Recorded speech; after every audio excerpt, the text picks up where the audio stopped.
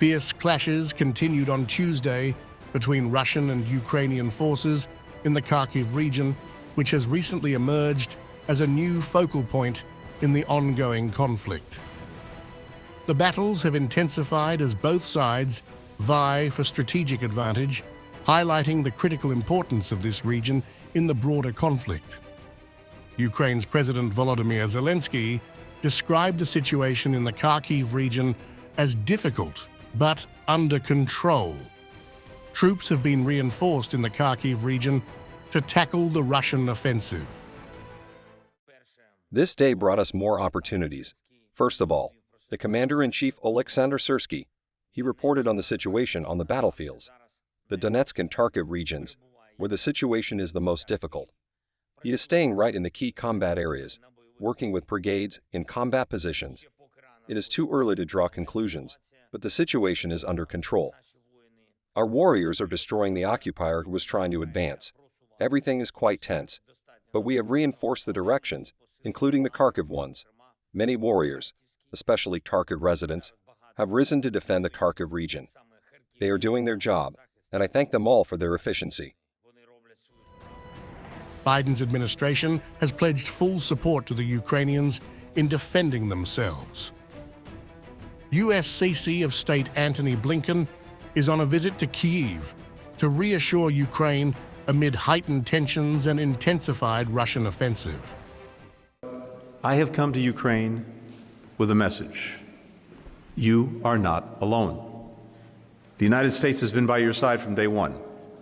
We are with you today, and we will stay by your side until Ukraine's security, its sovereignty, its ability to choose its own path is guaranteed. The visit comes shortly after Congress approved a $60 billion aid package for Ukraine, aimed at replenishing artillery and air defense systems. Blinken told President Zelenskyy that some of the aid is already on the way, with parts already arrived in Ukraine. The assistance is now on the way. Some of it's already arrived, more of it will be arriving, and that's going to make a real difference against the ongoing Russian aggression on the battlefield. And we're determined, along with many other partners for Ukraine, to make sure that you succeed on the battlefield. We're equally determined that over time, Ukraine stands strongly on its own feet, militarily, economically, democratically. A strong, successful, thriving, free Ukraine is the best possible rebuke to Putin and the best possible guarantor for your future. Blinken reiterated that delay by the U.S. Congress in approving military aid had made Ukraine more vulnerable to Russian attacks. Now, after the delay in approving the latest U.S. assistance package to Ukraine, a delay that left you more vulnerable to Russia's attacks, some Ukrainians may be wondering whether you can count on America to sustain its commitment. The $60 billion aid package that was approved by our Congress with overwhelming support across both political parties and both houses of Congress, I think demonstrates that you can. And a significant majority of Americans believe we should continue to provide assistance to Ukraine. Ukraine's President Zelenskyy thanked Blinken for the aid, but added that more is necessary, including 2 Patriot air defense systems that are urgently needed to protect Kharkiv. He also warned that the people are under attack, civilians and warriors, everybody. They're under Russian missiles. I want to discuss with you about today, about some, I think, very important issues. The first, the decision of the package was crucial for us, very important to get it as quick as possible. And the second one point is air defense, the biggest deficit for us.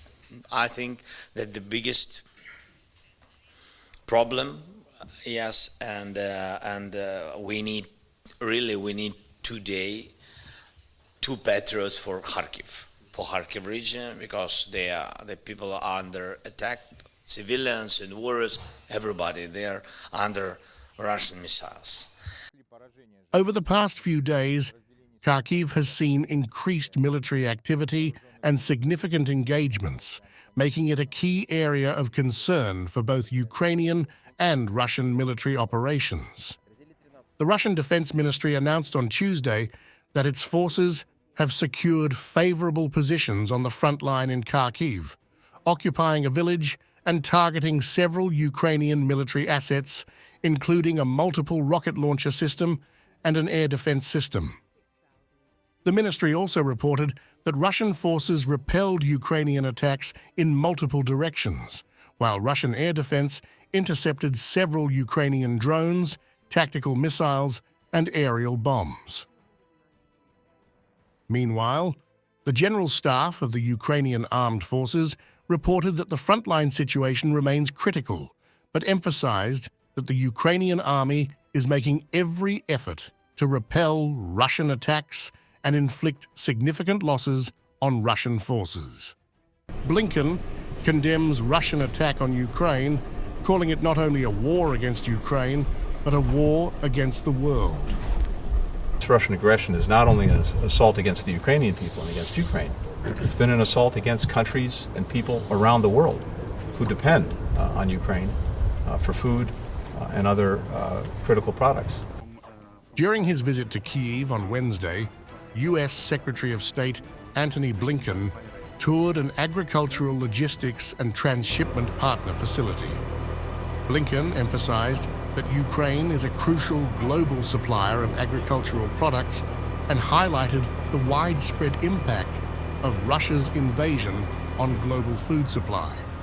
For decades, Putin has caused unspeakable grief for the people of Ukraine. And for the past 811 days, Ukrainians have denied Putin his goal of erasing Ukraine from the map and subjugating its people.